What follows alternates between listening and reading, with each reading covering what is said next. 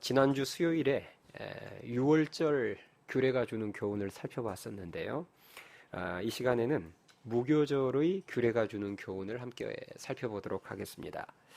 하나님은 애굽에 내린 10번째 재앙인 장자의 재앙으로부터 이스라엘을 구원하시고 그 구원을 기념하기 위해서 6월절 규례를 정해 주셨는데요. 6월절 규례에 이어서 이제 무교절도 정하시고 무교절에 관한 규례도 주셨습니다.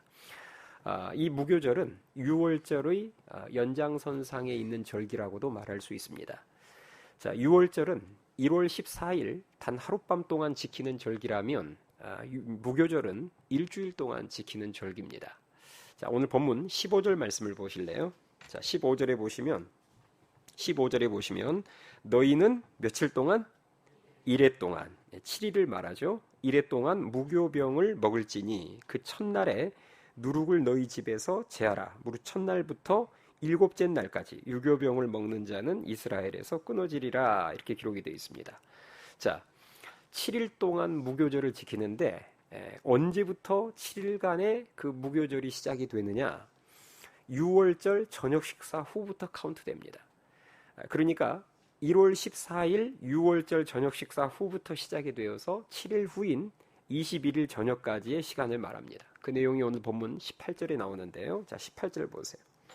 18절에 보시면 첫째 달, 그달 열 나흔 날 저녁부터 14일 저녁부터 21일 저녁까지 너희는 무교병을 먹을 것이요. 이러면서 일주일이 언제부터 언제까지인지를 알려주고 있죠. 자, 이렇게 무교절은 시간의 관점에서 보았을 때 방금 보신 것처럼 6월절의 연장선상에 있는 절기라 이렇게 말할 수 있는 거죠. 자, 그렇다면 중요한 것은 구체적인 무교절의 규례겠죠. 어떻게 무교절을 지키며 또 그것이 어떤 의미를 갖는지 살펴보도록 하겠습니다. 먼저 무교절이라는 이름의 뜻을 알면 좋습니다. 무교절은 한자로 없을 무, 그다음 교자는 무슨 교자를 쓸까요? 삭힐 교자를 씁니다. 그러니까 뭐 누룩 교자라고 하기도 하고 삭힐교. 그러니까 누룩이 없는 절기라는 말이에요. 무교절은 누룩이 없는 절기. 여러분 누룩이 무엇인 줄 아시죠? 누룩은 떡이나 빵을 맛있게 숙성시키고 부풀어 오르게 하는 효모균을 말합니다.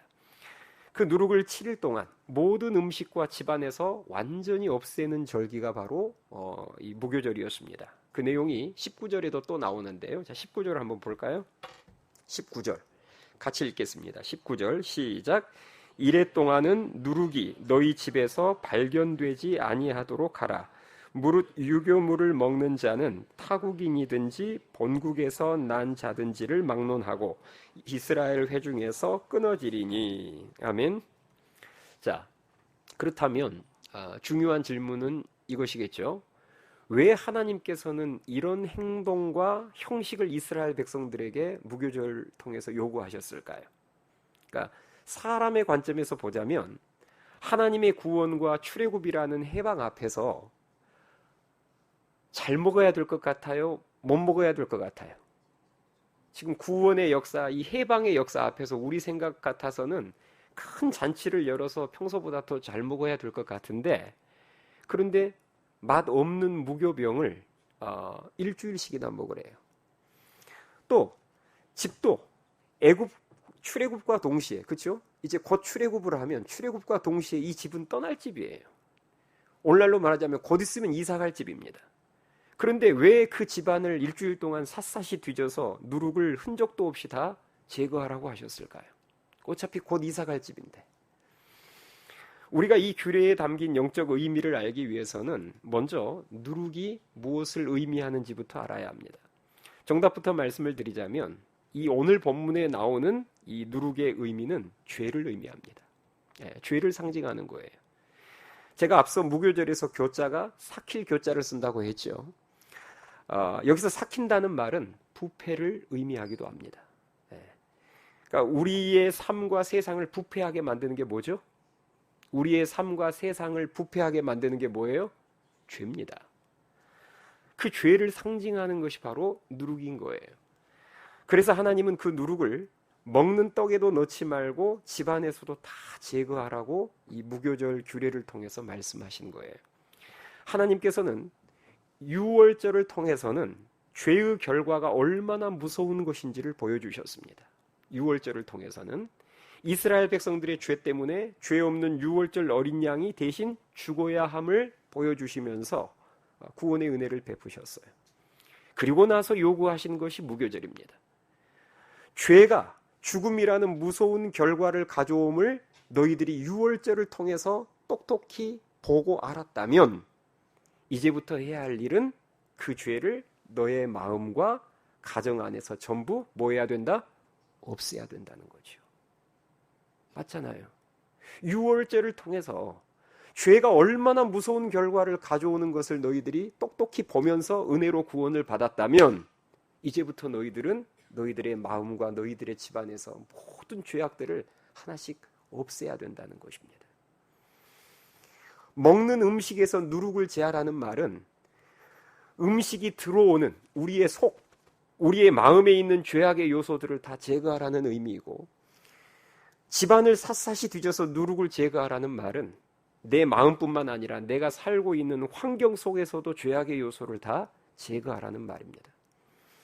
하나님은 어떤 죄인이라도 하나님의 어린 양이신 예수님을 믿으면 다 구원해 주십니다. 아멘 하십니까? 맞죠? 어떤 죄인이라도 예수님을 믿으면 다 구원해 주세요. 다 자녀 삼아 주십니다. 어떤 죄인이라도 예수님을 믿으면 다 구원해 주신다는 말은 그 모습 그대로 받아주신다는 말이에요. 지난날 지은 죄가 너무 크거나 많다고 받아주지 않는 경우는 없습니다. 어떤 죄인이라도 예수님 믿으면 그 모습 그대로 받아주세요. 그러나 우리를 사랑하시기 때문에 그 모습 그대로 놔두지는 않습니다. 그 모습 그대로를 받아주시지만 그 모습 그대로 방치하지 않으세요. 왜냐? 사랑하니까요. 예를 들자면 이런 거죠. 어떤 어린 자녀가, 만약에 나에게 어린 자녀가 있는데 이 어린 자녀가 강화도 이번에 연휴 때 놀러 데리고 갔더니 거기서 갯벌 체험한다고 하루 종일 놀다가 머리 끝에서부터 발끝까지 완전히 진흙을 이제 뒤집어 쓰고 그리고 이제 집에 들어왔다고, 숙소에 들어왔다고 가정을 해봅시다. 그럼 부모는 내 자녀가 진흙이 아니라 똥물을 뒤집어 썼어도 자녀를 집 안으로 들입니다. 내 사랑하는 자녀니까요. 그러나 그 자녀를 사랑하기 때문에 그 모습 그대로 두지는 않습니다. 그 모습 그대로 받아주지만 받은 다음에는 그 모습 그대로 두지는 않아요. 맞죠? 사랑하니까 그 모습 그대로 받지만 사랑하니까 그 모습 그대로 놔두지 않습니다. 집 안에 들어오자마자 어디로 데리고 갈까요? 그 자녀를 욕실로 데리고 가서 깨끗하게 씻기겠죠. 내 사랑하는 자녀의 몸에 오물이 조금도 남아있지 않도록 머리끝에서부터 발끝까지 씻길 것이고 옷도 다 벗게 해서 깨끗하게 삶아서 빨 것입니다. 하나님도 마찬가지라는 거죠. 이스라엘 백성들이 지난 430년 동안 애굽이라는 나라에 살았잖아요. 애굽은 강대국이었고 물질 문명이 발달한 곳이었지만 영적으로 보았을 때는 진흙탕과 같은 곳이었습니다. 온갖 우상들이 넘쳤던 곳이고 잘못된 사상과 죄악들이 가득했던 곳이었어요. 그렇게 누룩이 가득했던 곳에서 이스라엘 백성들을 구원하실 때 구원의 조건으로 요구하셨던 것은 무엇밖에 없어요? 믿음밖에 없습니다. 맞죠?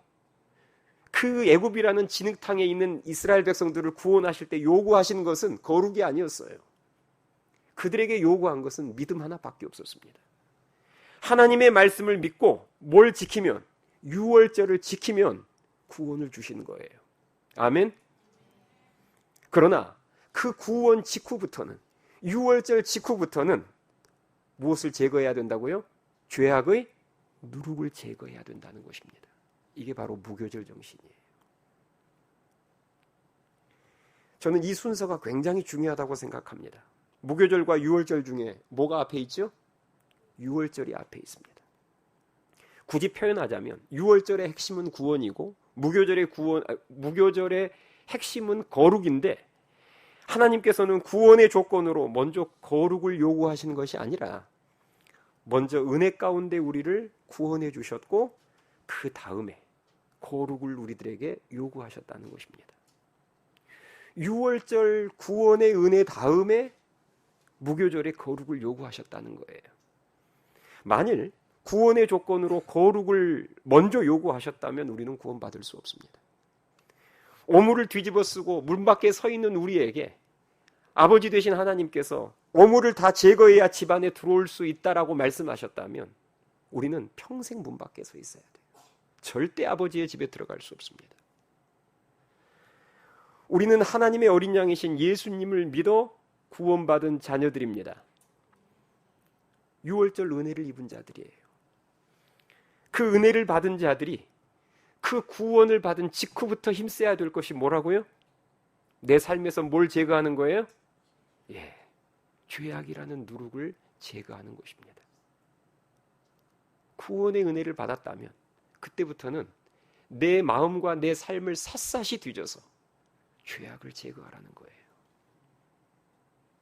그 거룩한 삶을 위해서 하나님이 구원의 은혜를 베푸셨다는 거죠. 우리는 날마다 말씀이라는 현미경을 통해서 내 마음과 삶을 들여다봐야 합니다. 그래서 하나님께서 싫어하시는 죄라는 누룩들을 찾아내서 그것들을 하나씩 제거해야 돼요.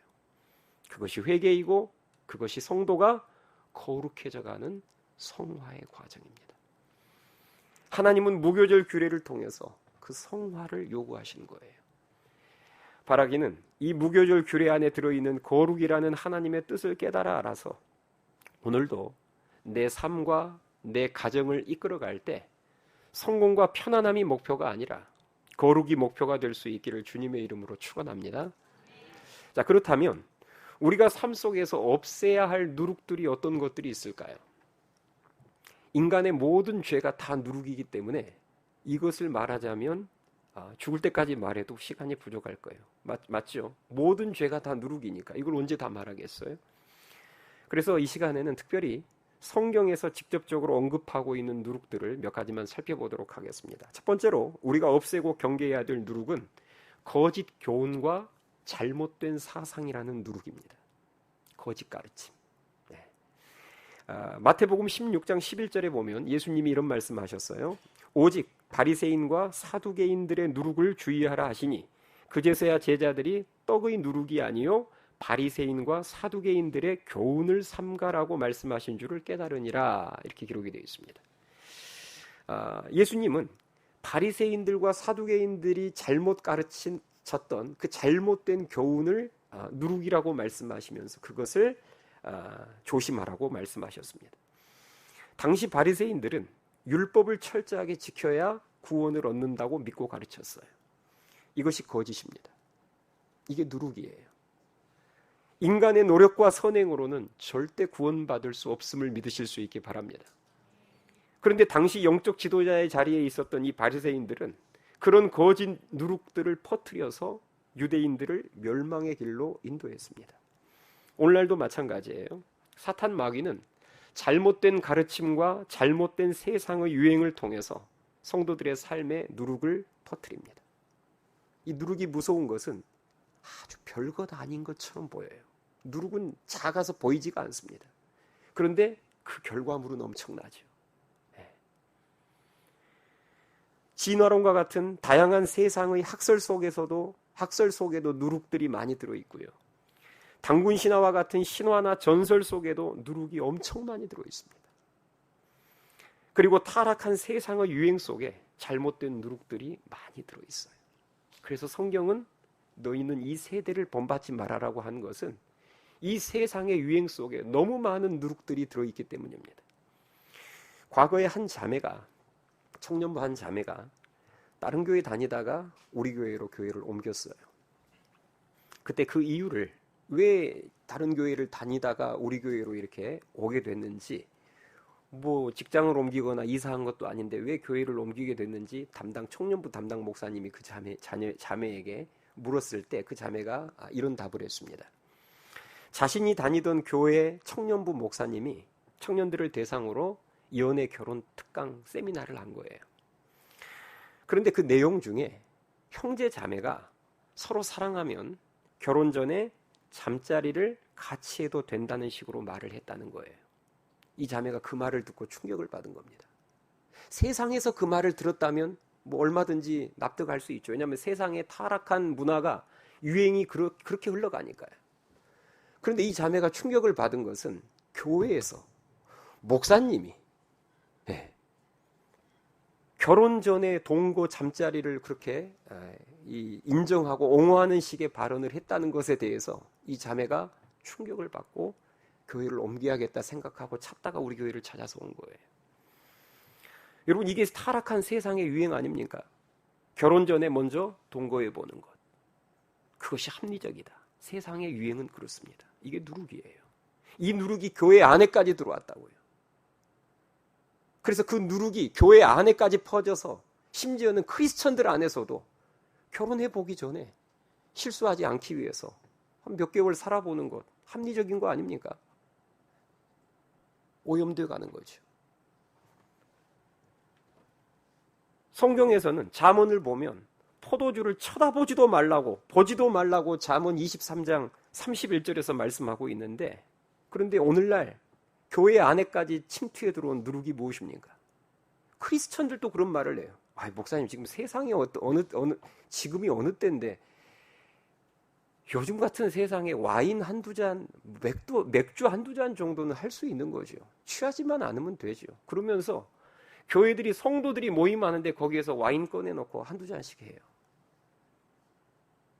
이게 제가 되게 부풀려서 말하는 것 같죠. 실제 한국 교회에서 벌어지고 있는 일입니다. 그것도 집사라는 사람이.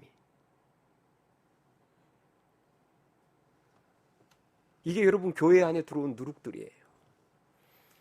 지금 우리가 살고 있는 이 시대는 누룩을 더 조심해야 합니다. 왜냐하면 이 누룩이 인터넷을 통해서 실시간으로 너무 빠르게 확산되고 있기 때문입니다. 과거에 인터넷이 이렇게 보편화되지 않았을 때는 누룩이 사람과 사람의 만남을 통해서만 퍼졌어요. 그런데 지금은 온라인상에서 실시간으로 삽시간에 이게 퍼져버리니까 누룩을 훨씬 조심해야 될 때입니다. 여러분이 유튜브에 올려져 있는 영상들을 보면 누룩투성입니다. 심지어는 유명한 대형교회 목사님들의 설교 영상 속에도 누룩이 들어있을 때가 있어요. 부분적으로. 우리는 대형교회에 심우하는 유명한 목사님이라고 하면 마음의 무장을 완전히 해체하고 다 아멘하는 경향이 있는데, 여러분 그래서는 안 됩니다. 어떻게 그 사람이 하는 말의 진리의 여부를 교회 사이즈로 판단을 합니까? 그렇지 않아요? 그렇게 말하자면 개척교회에 하는 작은 교회 하는 목사님들은 다 거짓 선지자들인가요? 거짓 선지자들이어서 부흥이 안 된가요? 그런데 우리는 외모로 사람을 판단해요. 그게 뭐냐면 교회 사이즈, 인지도로 사람을 판단해서 마음의 무장을 쉽게 해체해버리는 거예요. 대형교회 유명한 목사님의 설교 안에도 진리가 아닌 누룩이 조금씩 부분적으로 섞여 있는 경우들이 더러 있습니다. 우리의 신앙과 삶의 기준은 성경 말씀이지 유명한 목사님, 유명한 강사의 주장이 아님을 믿으실 수 있기 바랍니다. 제 아무리 세계에서 제일 큰 교회 목사님의 말이라고 할지라도 성경에 기초하지 않은 말은 우리는 아멘할 필요가 없습니다. 여러분이 누룩을 조심하고 누룩을 멀리하는 삶을 살기 원한다면 유튜브에서 영상 볼 때 부탁드려요. 제목만 보고 혹은 조회수나 좋아요 수만 보고 여러분들이 영상을 함부로 클릭하시면 안 됩니다. 그리고 교역자에게 확인받지 않는 설교 영상이나 세미나 영상들을 성도들에게 함부로 퍼나르거나 공유하지 마세요. 여러분이 입장을 바꿔놓고 한번 생각해 보세요. 어떤 사람이 여러분들의 어린 자녀들에게 부모인 여러분의 허락 없이 먹을 것을 막 주어서 계속 먹게 한다고 한번 가정을 해봅시다. 상상이 되세요? 어떤 사람이 부모인 여러분들의 허락 없이 여러분들의 어린 자녀들에게 막 먹을 것을 주어서 먹게 하는 거예요. 여러분 같으면 부모인 여러분들의 입장에서 기분이 좋으시겠습니까? 기분이 나쁘겠습니까? 대답 한번 해보세요. 어린 자녀를 둔 부모. 부모인 내 동의와 허락도 없이 막 여러분 자녀에게 먹을 것을 막 갖다 먹이는 거예요. 꿀 먹으셨어요? 그 갖다 주는 음식이 좋은 음식이건 나쁜 음식이건 떠나서 그것 자체가 예의에 어긋나는 거예요. 맞아요, 틀려요? 주고 싶으면 부모의 동의를 구해야죠. 허락을 받아서 주는 건 괜찮습니다. 제가 이거 자녀에게 좀 주고 싶은데 보여주면서 부모님 이거 좀 줘도 될까요? 부모가 보고 괜찮은 음식이어서 자녀에게 주세요. 그래서 주는 건 괜찮아요. 그런데 부모의 동의와 허락도 없이 막 음식을 갖다 준다. 그런데 만약에 그 준 음식이 건강에도 별로 좋지 않은 음식이다. 이건 큰 문제가 됩니다. 이건 영적으로도 마찬가지예요. 하늘씨앗교회에 등록된 성도들의 영적 건강을 담당하고 있는 책임자이자 보호자는 목사인 저입니다. 맞죠? 여러분들의 영적 건강을 담당하고 책임지고 있는 사람은 그런 사람으로 하나님이 저를 세우셨어요.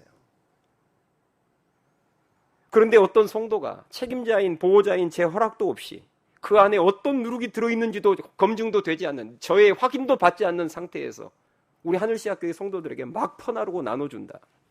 이건 여러분 예의에도 어긋나는 것이고, 또 그 안에 잘못된 누룩이 한두 개라도 섞여 있다면 본의 아니게 큰 피해를 입히는 겁니다. 우리는 정보 홍수 시대 속에 살고 있어요. 그래서 누룩을 더욱 조심해야 합니다.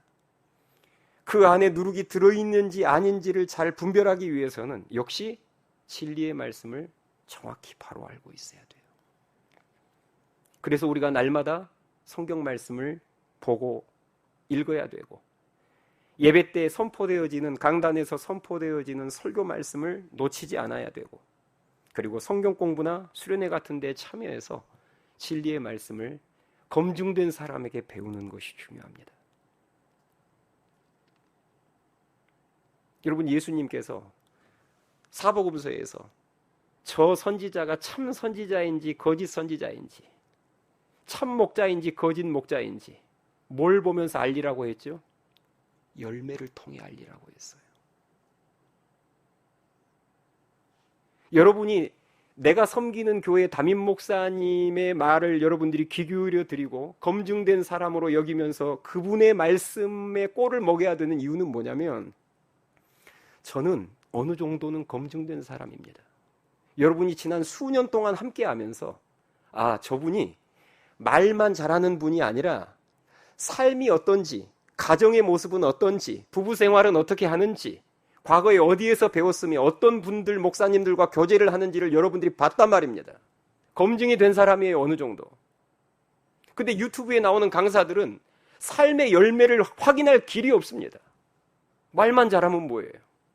하나님은 분명히 열매를 통해서 알리라고 했는데, 말 잘하는 것으로 따지자면 바리새인 서기관들 말 못했을 것 같습니까? 저는 그렇게 생각하지 않습니다. 예수님보다 더 탁월한 달변가들 많이 있을 수 있어요. 근데 예수님은 뭐라고 하셨냐면 열매를 보고 알라는 거예요. 삶의 열매가 중요합니다.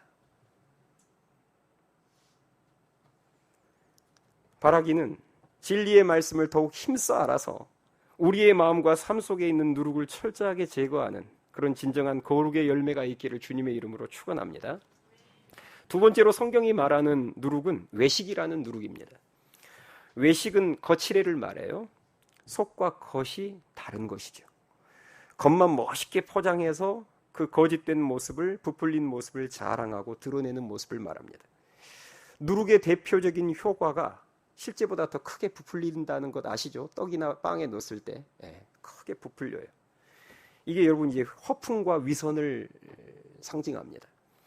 누가복음 12장 1절에 보면 예수님 이런 말씀하셨어요. 예수께서 먼저 제자들에게 말씀하여 이르시되 바리새인들의 누룩 곧 외식을 주의하라. 그러니까 예수님이 말씀하신 또 하나의 누룩은 거짓 가르침뿐만 아니라 바리새인들의 외식을 주의하라는 거예요. 바리새인들이 그랬습니다. 그들은 남들에게 더 신실해 보이기 위해서 의도적으로 큰 길에서 사람들에게 보여주기 위한 기도를 했고요. 자신의 선행을 늘 자랑하고 드러내기를 원했습니다. 오른손이 한 일을 왼손뿐만 아니라 왼발까지도 다 알게 그렇게 선행을 했어요. 그리고 초대받을 때에도 늘 상석에 앉기를 좋아했습니다. 상석에 앉아서 대접받기를 좋아했어요. 오늘날 우리에게도 이런 외식이라는 누룩이 얼마든지 있을 수 있습니다. 교회 안에서 직분 욕심, 자리 욕심 많은 사람 성도들이 있습니다. 이런 성도는 직분에 따라 움직이고 직분 때문에 시험에 듭니다. 무슨 장자리를 주어서 자기가 리더가 되면 열심히 뛰지만 그 리더의 자리에서 내리면 그 리더의 자리가 없어짐과 동시에 뛰지를 않아요. 무슨 타이틀이나 장자리를 줘야 열심히 뛰지, 섬기는 자리 아래로 내리면은 리더의 자리가 아니라 아래서 섬겨주는 자리로 끌어내리면 뛰지를 않습니다. 구역장에게, 조장에게 협조하지 않아요. 집이나 직장에서의 모습과 교회의 모습이 많이 다릅니다. 여러분, 집에서의 모습과 교회에서의 모습이 100% 똑같을 수는 없을지라도 신실하다는 말은 그래도 집에서의 모습, 직장에서의 모습, 교회에서의 모습이 비슷하기는 해야 될 거 아니에요. 그렇지 않습니까? 그런데 교회에서는 항상 웃으면서 천사표처럼 하는데 집에만 가면 갑자기 돌변해서 늘 부부싸움 달고 살고, 직장에서도 마찬가지고. 이게 여러분 사실 겉과 속이 다른 이 외식하는 모습 아니겠습니까? 또 어떤 성도들은 자기가 출석하고 있는 교회에 바쳐야 될 11조나 선교 구제연금을 가지고 자기가 자기 이름을 드러내면서 직접 집행하는 경우들이 있습니다. 이것도 자기를 드러내기를 원하는 거예요. 우리가 교회에다 헌금하는 이유가 무엇입니까? 우리의 선행과 구제를 교회 이름 안에 감추는 거예요. 그래서 예를 들어서 이번에 우리가 어디를 구제할 때에도 여러분 각자의 이름으로 지출하지 않습니다. 하늘씨앗교회 이름으로 지출을 해요. 이 안에 모든 성도들의 이름이 다 묻히는 거예요. 그런데 외식하기 좋아하는 사람들은 자기가 직접 집행하기를 원해요. 내 얼굴을 보이고 내 이름을 내어 걸면서 자기를 어떻게 하면 더 크게 보일까, 더 있어 보이게 할까, 그것을 더 있어 보이고 크게 보이게 하기 위해서 위조를 동원하고 허풍을 동원하고 거짓말, 그리고 빚을 동원합니다.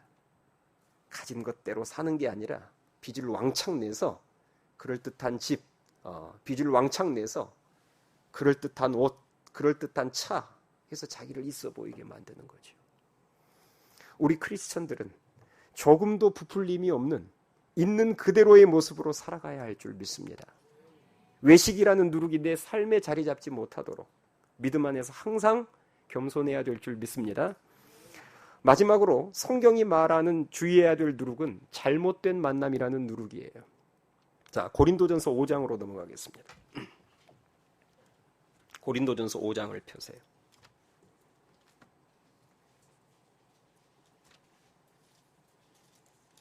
고린도전서 5장 6절 7절을 보겠습니다. 고린도전서 5장 6절 7절. 자, 이 고린도전서 5장은 여러분 타이틀에 음행이라는 죄가 타이틀에 적혀 있을 거예요. 그렇죠? 고린도전서 5장. 그러니까 이 음행이라는 죄로 고린도 교회가 물든 거예요. 그것을 지금 사도 바울이 책망하고 있는데요. 자, 6절 7절 보세요. 여기에 이제 누룩이라는 표현이 나옵니다. 6절 7절 우리 한번 같이 읽어볼까요? 6절 7절 시작. 너희가 자랑하는 것이 옳지 아니하도다. 적은 누룩이 온 덩어리에 퍼지는 것을 알지 못하느냐. 너희는 누룩 없는 자인데 새 덩어리가 되기 위하여 묵은 누룩을 내버리라. 우리의 유월절 양 곧 그리스도께서 희생되셨느니라. 아멘. 자, 여기서 말하는 누룩, 지금 사도 바울이 누룩을 언급하고 있는데 이 누룩은 구체적으로 말하자면 무슨 죄일까요? 음행이라는 죄예요. 성적 타락의 죄를 말하고 있습니다. 이 누룩이, 작은 누룩이 온 덩어리에 퍼져서 이 전체의 떡방을 부풀게 하는 것처럼 지금 음행이라는 죄가 고린도 교회 안에 들어와서 고린도 교회가 그렇게 돼버렸다는 거죠. 그리고 나서 구체적으로 이어지는 내용이 뭐냐? 9절 말씀 보실래요? 9절. 9절에 보시면 자, 고린도전서 5장 9절. 내가 너희에게 쓴 편지에 음행하는 자들을 뭐하지 말라? 사귀지 말라. 자, 13절 가볼까요? 13절. 마지막 결론이 뭐라고 나는지 그 교회 안에서 음행하는 자들을 13절 맨 마지막 끝부분 보세요. 너희 중에서 뭐하라? 내쫓으라. 자, 여러분 저 보세요. 이 내쫓으라는 말은 출교한다는 말인데 단순한 치리가 아니라 완전 출교시킨다는 말인데, 이것은 교회가 내릴 수 있는 최고의 징계입니다. 왜 누룩이 교회 안에서 자리를 잡고 퍼지게 너희들이 그것을 방치했느냐, 그 말이죠. 그래서 지금 바울이 주고 있는 권면은 그것입니다. 그런 사람들하고 사귀지 말아라. 자꾸 그 성적인 타락, 음행이라는 죄를 퍼뜨리는 자들과 교제하지 말라는 거예요. 그리고 마지막에 뭐라고 하냐면 그 자들을 교회 안에서 뭐 하라고요? 내쫓으라고 한 것입니다. 죄악을 전염시키는 만남을 내 삶 속에서 제거하라는 거죠. 그 죄가 오늘 본문에 나온 것처럼 음행죄가 될 수도 있고, 또 우상숭배가 될 수도 있고, 술에 취한 것이 될 수도 있고, 아니면 돈 욕심으로 가득한 그런 것이 될 수도 있고, 뭐 여러 가지가 있겠지만, 그런 잘못된 만남이라는 누룩을 삶 가운데서 교회 안에서 제거하라는 것입니다. 그래서 우리는 만남을 조심해야 돼요. 여러분에게 영적으로 좋지 않은 영향을 끼치는 만남은 그 만남이 사람과의 만남이든, 아니면 영화와 드라마와의 만남이든, 아니면 술, 게임, 도박과 같은 만남이든, 그 만남들을, 누룩과 같은 만남을 과감히 삶 속에서 끊어내야 될 줄 믿습니다. 누룩을 제거하셔야 돼요. 그것이 바로 오늘날 무교조를 지키는 것입니다. 맞죠? 내 삶을 살펴서, 내 마음을 살펴서 하나님이 싫어하시는 누룩을 찾아서 제거하는 것, 그것이 오늘날 우리가 지켜야 될 무교절 아니겠습니까? 데살로니가전서 5장 22절에 보면 악은 어떤 모양이라도 버리라는 말씀이 있습니다. 사실 누룩의 범위는 굉장히 광범위합니다. 성경이 말하는 모든 죄악은 전부 누룩이에요. 성경은 그 누룩은 어떤 모양이라도 버리라고 말하고 있습니다. 작은 불씨 같은 작게 보이는 죄도 타협하지 말라는 거예요. 왜냐? 여러분, 불은요, 큰 불만 산을 다 태우는 게 아닙니다. 작은 불씨 하나가 산 하나를 다 태울 수 있어요. 산 하나가 뭐예요? 도시 하나를 태울 수 있는데, 작은 불씨 하나가. 맞죠? 큰 횃불만 큰 면적을 태우는 게 아니라 작은 불씨 하나가 한 도시를 태울 수도 있는 것처럼 죄도 마찬가지입니다. 사실 엄밀히 따지자면 작은 죄는 없습니다. 왜냐하면 그 작은 죄는 확산성을 가지고 있고, 그리고 전염성을 가지고 있기 때문에 작은 죄가 작은 죄에서 멈추지 않습니다. 눈에 잘 보이지도 않는 작은 누룩이 밀가루 전체에 영향을 끼쳐서 엄청 부풀게 만드는 것처럼 죄가 그렇다는 거예요. 바라기는 작은 죄도 크게 여기며 그 죄악의 누룩을 날마다 진리의 말씀 안에서 철저하게 제거하여서 우리의 매일의 삶이 무교절의 연속이 될 수 있기를 주님의 이름으로 축원합니다. 찬양하시겠습니다.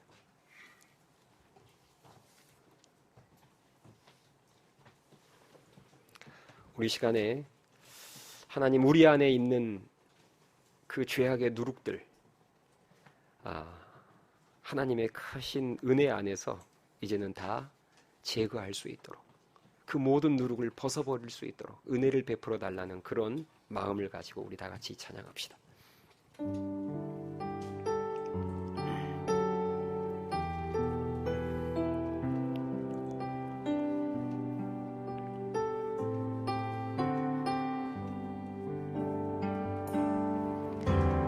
오늘 이 자리에 모인 우리 어린 양 예수 따라가는 무리 되게 하소서. 성령의 충만한 임재 안에 어둡던 우리는 밝아져서 주를 보게 하소서. 당신의 겸손함, 당신의 거룩함, 당신의 정직함 우리에게 보이사 내 안에 교만함 내 안에 천박함 내 안에 거짓됨 모두 벗어버리고 어린 양의 예수 따라가는 우리 되게 하소서. 우리 처음부터 다시 고백합니다. 오늘 이 자리에 모인 우리 어린 양의 예수 따라가는 우리 되게 하소서. 성령의 충만한 임재 안에 어둡던 우리는 밝아져서 주님 오게 하소서. 당신의 겸손함 당신의 겸손함 당신의 거룩함 당신의 정직함 우리에게 보이사 내 안에 교만함 내 안에 천박함 내 안에 거짓됨 모두 벗어버리고 당신의 겸손함 당신의 거룩함 당신의 정직함 우리에게 보이사 내 안에 교만함 내 안에 천박함 내 안에 거짓됨 모두 벗어버리고 당신의 겸손함 당신의 거룩함 당신의 정직함 우리에게 보이사 내 안에 교만함 내 안에